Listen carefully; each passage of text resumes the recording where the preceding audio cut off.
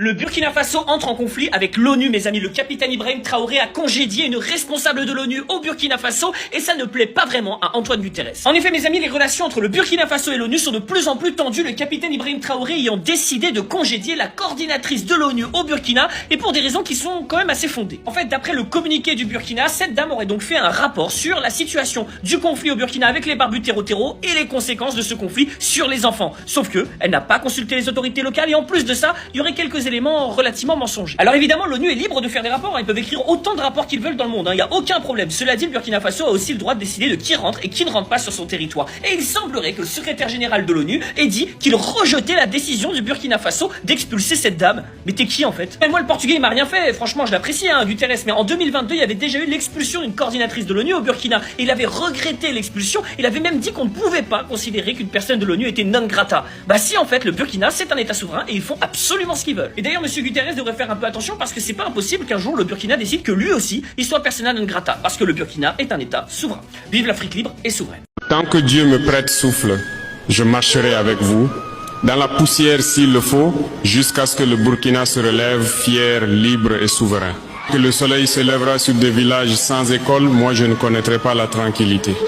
Tant que nos femmes marcheront des kilomètres pour trouver de l'eau pendant que d'autres exploitent nos ressources sans vergogne, je ne me sentirai jamais digne de porter l'uniforme. Tant qu'un enfant dort sous une bâche, notre travail n'est pas fini. Tant qu'une femme meurt en couche faute de soins, notre combat continue. Tant qu'un jeune se sent inutile sur sa propre terre, notre révolution n'a pas encore atteint son but.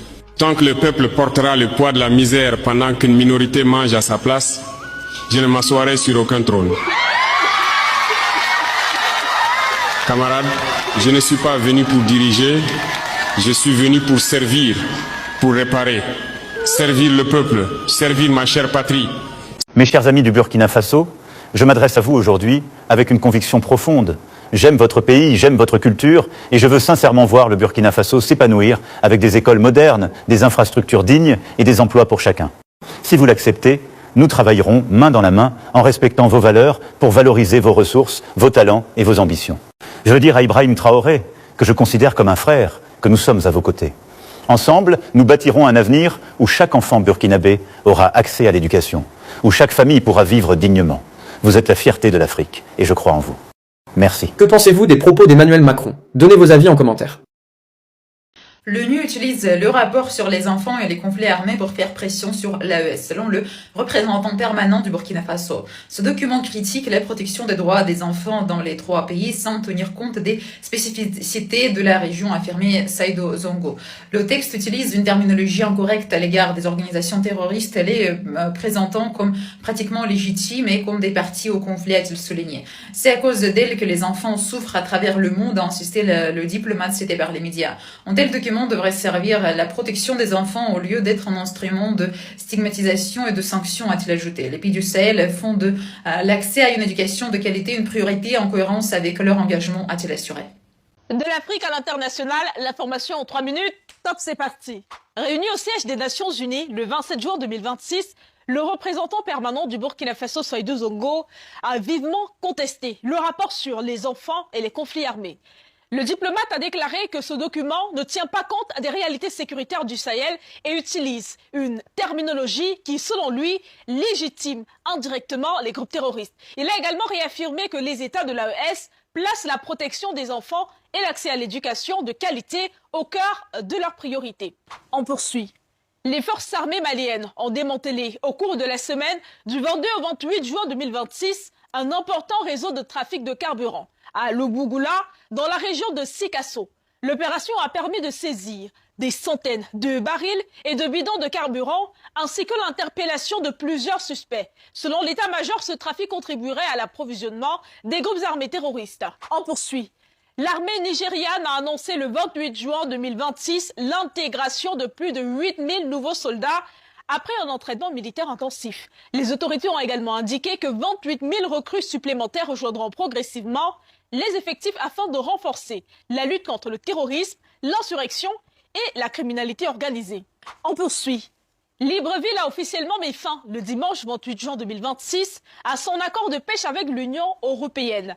Les autorités gabonaises présentent cette décision comme un choix souverain destiné à mieux préserver les ressources halieutiques nationales et à bâtir des partenariats davantage alignés sur les intérêts du pays.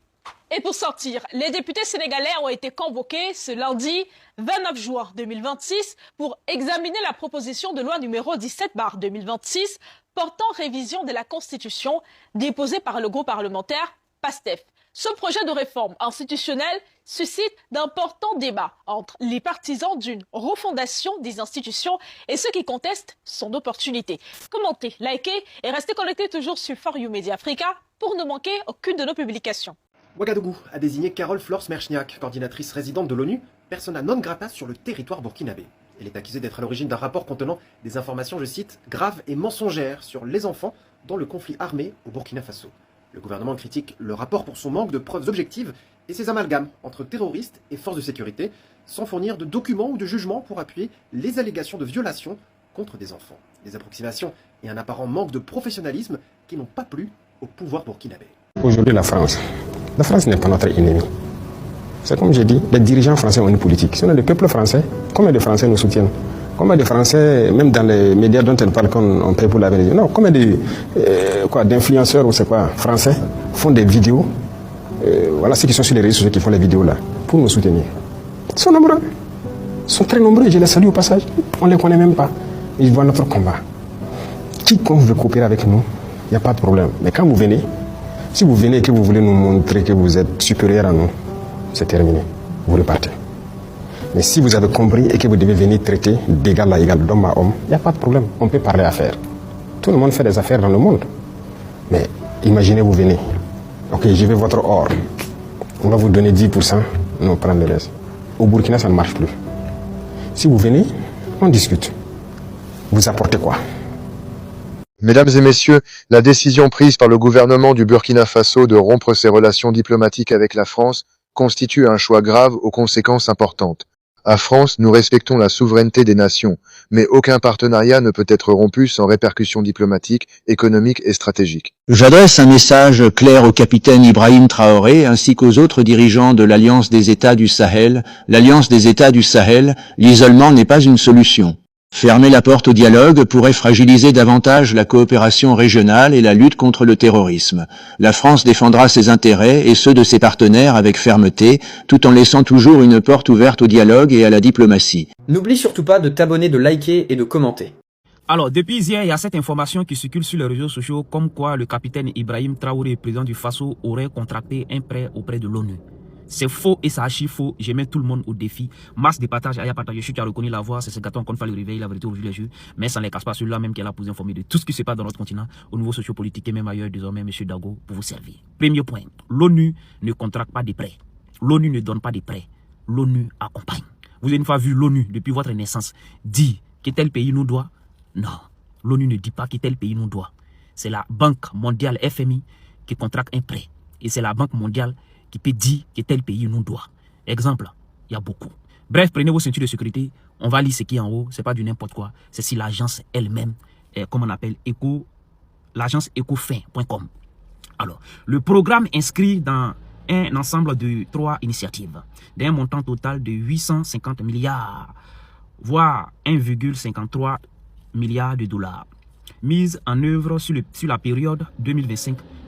Maintenant, on descend maintenant, la partie bleue là, sur le site elle-même. Le Burkina Faso et l'ONU lancent un programme de 1,1 milliard pour la souveraineté. Le Burkina Faso et l'ONU lancent un programme. Pourquoi ils n'ont pas dit le Burkina Faso a contracté un prêt? Alors, tous les pays qui prennent crédit là, c'est bien mentionné noir sur blanc. Tel pays a contracté un prêt, tel pays a contracté un prêt de telle somme à telle somme. Donc vous pouvez fantasmer. Oui, ça veut dire tout simplement la manière que les pays de l'AES dirigent leur pays sans prendre crédit, c'est déjà bon. C'est pour ça que ça fait aussi polémique. Merci. Qui se souvient de lui? C'est le général Christophe Gomat, député français à l'Assemblée européenne.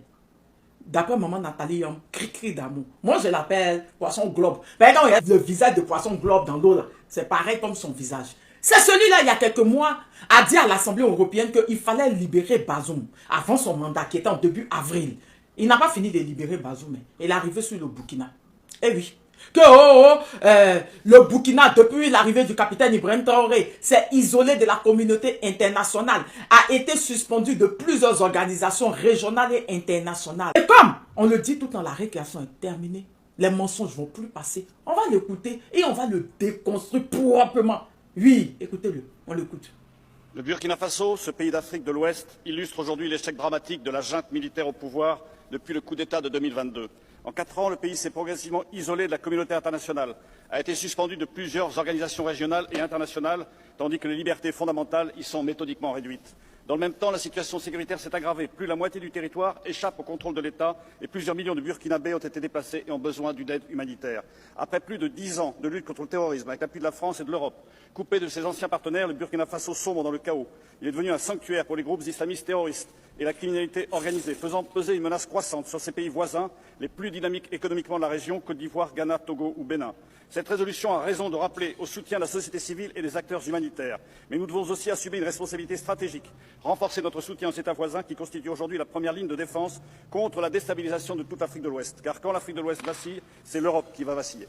Général Christophe Gomat, dans tout le charabia que vous aviez raconté, il y a 3 points qui moi m'intéressent. Et c'est ces 3 points-là qu'on va vous déconstruire là-dessus. Le premier point, vous dites après 10 ans de lutte contre le terrorisme avec l'appui de la France et de l'Europe, coupé de ses anciens partenaires, le Burkina sombre dans le chaos. Déjà, j'aimerais poser la question.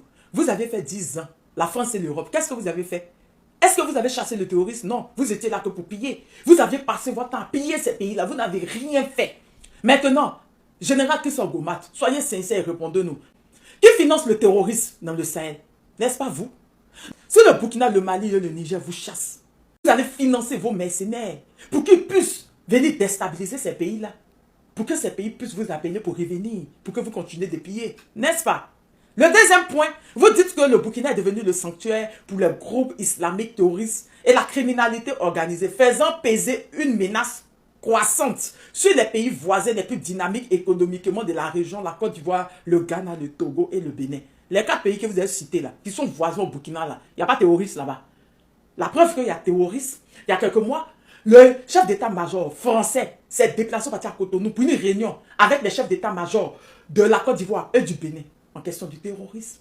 Vous ne voyez pas les émissions de la RTB où on montre les terreaux quitter le Burkina et fuir pour rentrer en Côte d'Ivoire. Vous ne le savez pas. Vous ne savez pas que le département américain demandait à leurs ressortissants de ne pas partir au nord de la Côte d'Ivoire à cause du terrorisme. Vous faites exprès ou quoi? Vous voulez dire que le Burkina est tellement déstabilisé que c'est les terroristes du Burkina là qui dérangent les 4 pays là. Vous êtes sérieux là? Pendant que vous-même, vous savez qu'il y a le terrorisme en Côte d'Ivoire, au Ghana, au Togo et au Bénin.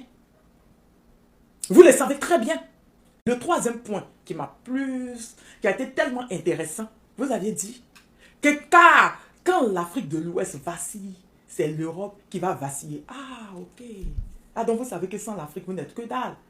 Mais le truc, c'est que sans le Burkina, le Mali et le Niger, le terrorisme avait déjà pris toute l'Afrique de l'Ouest. C'est parce qu'eux combattent ça que vous êtes contre eux.